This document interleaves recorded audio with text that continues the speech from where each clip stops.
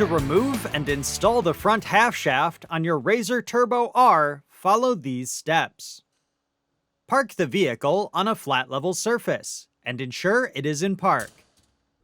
Next, remove the center cap from the wheel. Then, loosen the axle nut. Next, loosen the lug nuts while the vehicle is on the ground, but do not remove at this time. Then, safely elevate the vehicle. Reference your owner's manual for proper lifting techniques. Once safely elevated, remove the lug nuts and set aside. Then, remove the wheel and set aside. Next, remove and retain the 4 front fascia fasteners and set the fascia aside.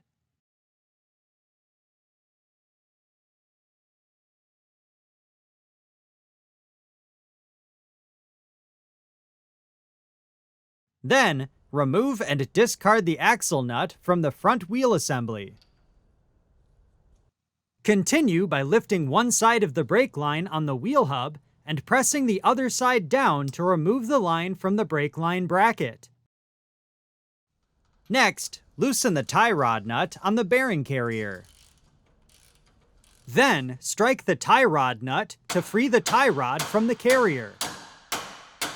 If the ball joint is stuck, gently tap around the tie rod bracket. Use care to avoid damaging the brake line or banjo bolt on the brake caliper. Continue by removing and retaining the tie rod washer and discarding the nut. Then, pull the tie rod end out of the bearing carrier. Then, loosen the upper bearing carrier fastener and nut. Continue by loosening the lower shock mount fastener and nut. Then, remove and retain the shock mount fastener. Continue by removing and retaining the upper bearing carrier fastener and nut. Next, attach a tie-down strap to the front tie-down point, and attach the other end to the brake disc. Then, attach the other tie-down strap to the tie-down point, and wrap the strap around the outer portion of the A-arm.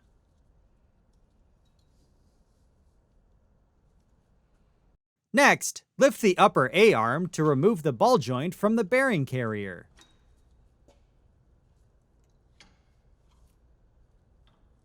Then, loosen the brake disc tie-down strap and pivot the wheel hub away from the vehicle.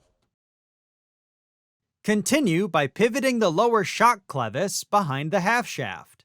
Then, pull the half shaft out from the bearing carrier. Next, tighten the straps securing the carrier and A-arms to ease removal of the half shaft from the front gear case. Then, with a quick sharp jerk, remove the half shaft from the front gear case. Next, clean the anti-seize off the drive shaft splines using a clean dry cloth. Then, inspect the threads and splines on the half shaft for nicks or burrs and replace if needed. Continue by inspecting the CV boots to ensure there are no cuts, wear, or damage and replace if needed.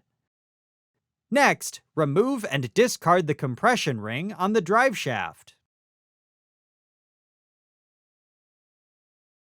Then, install a new compression ring into the groove on the end of the drive shaft, and ensure it is fully seated. Before installing, clean any old anti-seize from the gear case and hub assembly. Then, apply new anti-seize to the inboard splines on the half shaft. Next, align the splines on the half shaft with the gear case, and push in firmly on the shaft until the compression ring is fully engaged in the gear case. Then, lightly pull on the axle to ensure the compression ring is fully engaged. Next, loosen the 2 straps securing the A-arm and carrier to relieve the tension on the arms. Ensure there is no tension applied to the brake line when doing this. Then, pull the bearing carrier away while inserting the half-shaft splines into the carrier. Next, work the lower shock clevis over the half-shaft and tighten the retention straps to aid in alignment. Then, insert the half-shaft splines into the bearing carrier until fully seated. Next, reinstall the upper A-arm ball joint into the upper bearing carrier. Then, reinstall the retained bearing carrier fastener and washer from the front, and secure with the retained nut. Do not torque at this time. Next, remove both tie-down straps from the vehicle.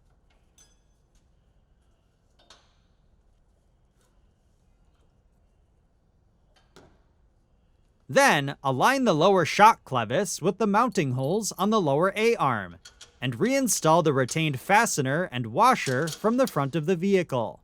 Continue by reinstalling the retained lower shock fastener, but do not torque at this time. Next, reinstall the tie rod ball joint into the tie rod bracket on the bearing carrier. Then, reinstall the retained tie rod washer and secure with a new nut.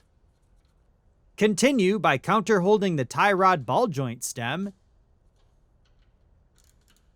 and torquing the nut to specification.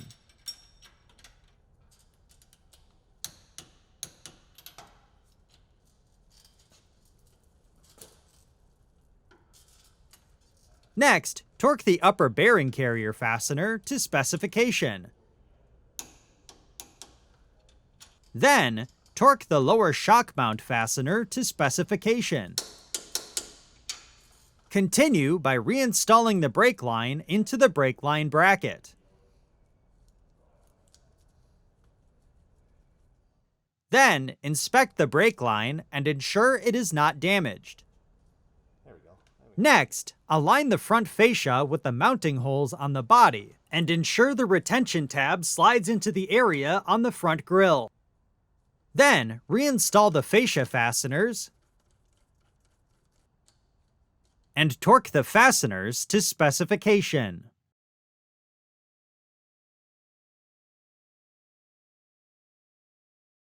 Then, install a new axle nut onto the half shaft.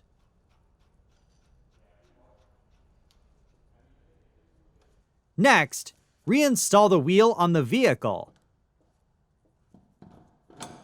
and tighten the lug nuts until fully seated.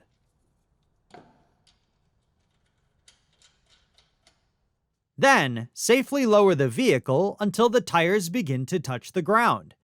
This will help keep the wheel in place when torquing. Once lowered, torque the lug nuts to specification in a crisscross pattern.